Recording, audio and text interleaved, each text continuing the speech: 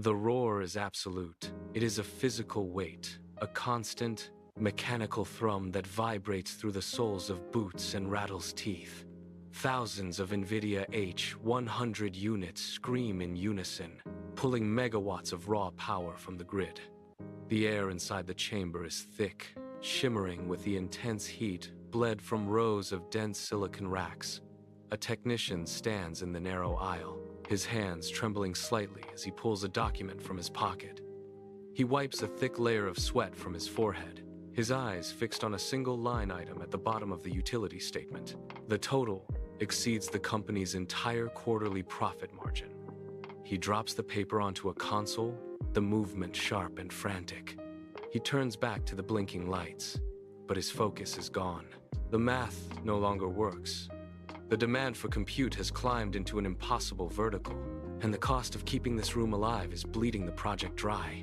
He stares at the cooling fans, listening to the expensive, relentless drone of energy being converted into waste. This is the ceiling. The room is not just processing data. It is consuming the future of the company in real time. Outside the reinforced walls, the city grid is buckling. Transformers hum with an irregular, jagged cadence as they struggle to feed the insatiable hunger of the data centers. The technician watches the master power monitor. The needle vibrates in the red zone. Every time the servers ramp up for a new training cycle, the voltage dips, flickering the overhead lights in the facility. He taps the glass of the gauge, but the reading does not stabilize. This is the hard limit. The demand for compute has finally outpaced the physical capacity of the local substation. He walks to the main breaker, his fingers hovering over the emergency reset, hesitating. If he pulls the lever, the training stops. If he leaves it, the entire cluster risks a thermal meltdown. He stares at the flickering status indicators, realizing that this is not a temporary glitch. It is a fundamental collapse of the current AI architecture. The grid cannot sustain this trajectory, and the hardware is hitting a thermal ceiling that no amount of cooling can overcome. He pulls his hand back, leaving the system to its own dangerous momentum. The power draw is a runaway train, and the tracks are ending. Thousands of miles from the flickering power grids and overheating racks, the atmosphere shifts. Arvind Krishna walks through the sterile corridors of a laboratory in Poughkeepsie. He does not stop at the rows of standard server cabinets lining the walls. He ignores the familiar hum of traditional processors. He moves toward a central, isolated vacuum chamber at the heart of the facility. Inside the glass, suspended in a state of absolute stillness, hangs a structure of intricate, gold-plated geometry. It glimmers under the lab lights, resembling a delicate, ornate chandelier frozen in time. This is the IBM Quantum System 2. It does not generate the stifling heat of the silicon farms. It exists in a state colder than deep space. Krishna stops before the glass, his gaze fixed on the gold lattice. The frantic noise of the previous world fades into a disciplined silence. There is no roar of cooling fans here, no warning lights blinking in the red. Only the steady, rhythmic pulse of a system built on a different physical foundation. He waits as the chamber seals, the air inside being stripped away to preserve the delicate state of the processor. The contrast is absolute. While the rest of the industry doubles down on more heat and more power, this machine stands as a silent, golden rebuttal to the limitations of the modern compute era. Krishna taps a console, and the screen behind him shifts. It displays a stream of binary code, the familiar strings of ones and zeros that have defined computing for decades. He gestures to the display, then points back to the gold chandelier in the vacuum. Here lies the divide. Traditional processors are built on a rigid foundation of binary logic. A switch is either on or off. A bit is either a 1 or a 0. It is a linear, binary prison that requires brute force to solve complex variables. But this machine operates differently. Inside the quantum processor, the rules of reality bend. Qubits do not simply exist in one state or another. They exist in superposition, holding both values simultaneously. It is the difference between a single, static point on a map and a wave that covers the entire landscape at once. He watches the monitor as the stream of ones and zeros dissolves into a pulsing, fluid pattern of probability. The system is no longer calculating line by line. It is navigating a multi-dimensional space of possibilities in a single heartbeat. This is the breakthrough. By abandoning the binary limitation, the machine moves beyond the need for constant, power-hungry cycles. It is a fundamental shift in logic, moving from the rigid, energy-draining architecture of the past toward a new, fluid efficiency. The difference in processing speed is not merely incremental, it is an explosion. Krishna triggers a simulation, a task involving complex molecular folding that would tie a standard supercomputer in knots for months. The screen shows a progress bar on a conventional machine, crawling at a glacial pace, its cooling fans roaring in the background to stave off a thermal meltdown. Then, he initiates the same request on the quantum system. The gold processor pulses once. The calculation is finished. A timeline that once spanned an entire season of work is compressed into a literal heartbeat. The machine does not grind through possibilities. It traverses them all at once. This is the power of exponential calculation. While a traditional system hits a wall of diminishing returns, needing more silicon and more electricity to solve each additional variable, this system thrives on complexity. Every added qubit doubles the computational space, creating a geometric leap in performance that leaves the silicon era behind. The screen updates with the result, clear and immediate. There is no struggle, no overheating, no frantic drain on the power grid. It simply solves the problem.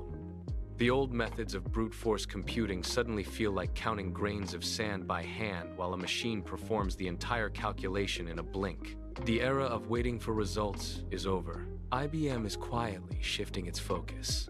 They are no longer merely selling hardware. They are architecting the next infrastructure layer of the digital age. Krishna moves through the facility, his gaze fixed on the quiet, cooled stability of the quantum array. The strategy is clear. Bypass the power-hungry bottlenecks of silicon by offering quantum access through the cloud. Across the global market, the reaction is immediate. Corporations are signing up for access, seeking the computational edge that standard GPUs can no longer provide. The phones in the executive offices do not stop ringing. Engineers at major firms are abandoning their traditional roadmaps, realizing that the bridge to a different dimension is already built. A palpable tension settles over the sector. It is the silence of an industry waiting for the ground to shift. Every new contract signed is a vote of no confidence in the old model of brute force scaling. The sleeping giant is no longer dormant. It is actively rewriting the rules of computational efficiency. Competitors watch the data flow, sensing the impending fracture in the status quo. The transition is not coming. It is already underway, moving from the experimental lab into the bedrock of global enterprise. The market is bracing for the impact of a system that renders the current power-guzzling standard obsolete. Inside the data centers, the air has reached its breaking point. The massive GPU clusters, once the pride of the tech industry, are now fighting the laws of physics. Every rack is a furnace. Technicians watch the thermal sensors turn red, one by one.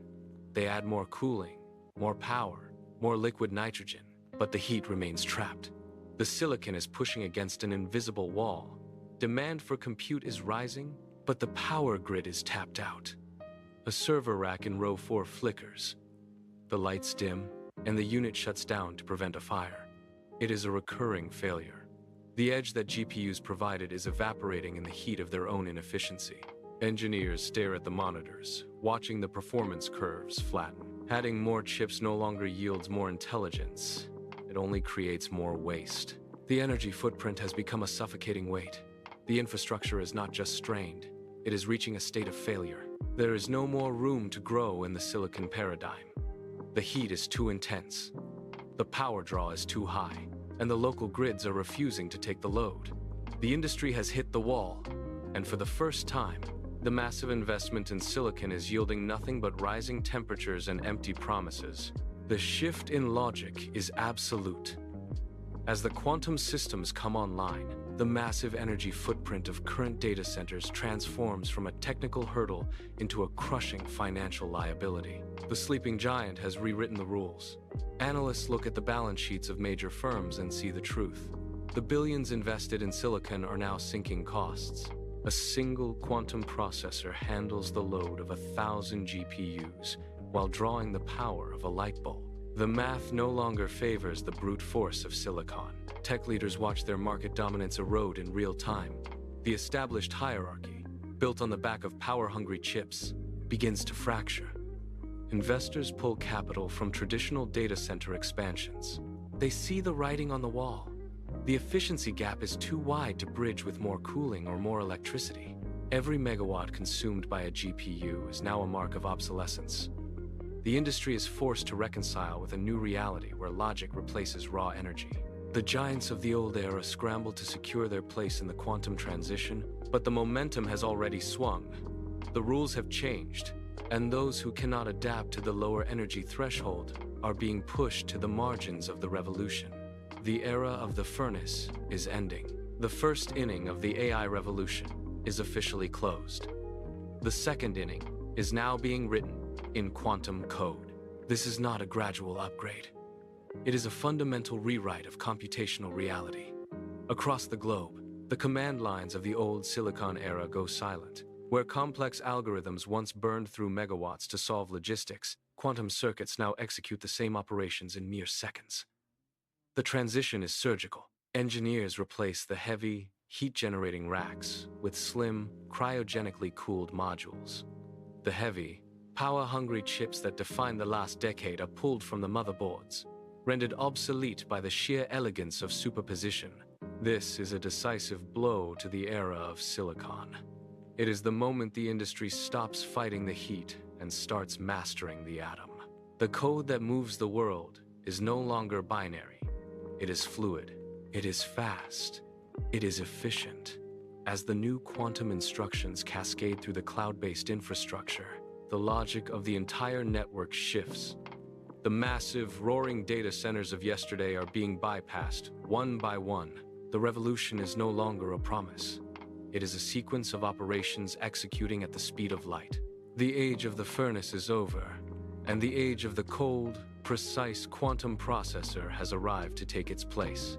The final switch is thrown. The deafening roar that defined the previous decade begins to fade, replaced by a profound, hollow stillness. Every fan, every turbine, every cooling pump that once pushed the power grid to its limit slows to a stop. The heat shimmer dissipates. Then, a distinct, rhythmic click echoes through the facility. The new cooling system engages. It is a soft, precise sound. Suddenly, the monitors show the power draw metrics plummeting. 90% of the load vanishes. The numbers stabilize at a fraction of their former height. There is no tremor, no vibration, no struggle. Only the quiet, steady hum of qubits maintaining their state in the absolute zero of the vacuum. The industry has reached the other side of the thermal wall. What remains is a landscape of pure, cold logic. The massive, inefficient monoliths are now relics of a bygone struggle. In their place stands an architecture of elegance, operating at a scale that once seemed impossible. The air is cool, the energy consumption is minimal, and the computational throughput is higher than ever before. The revolution is complete. The system is silent. The era of triumph has arrived.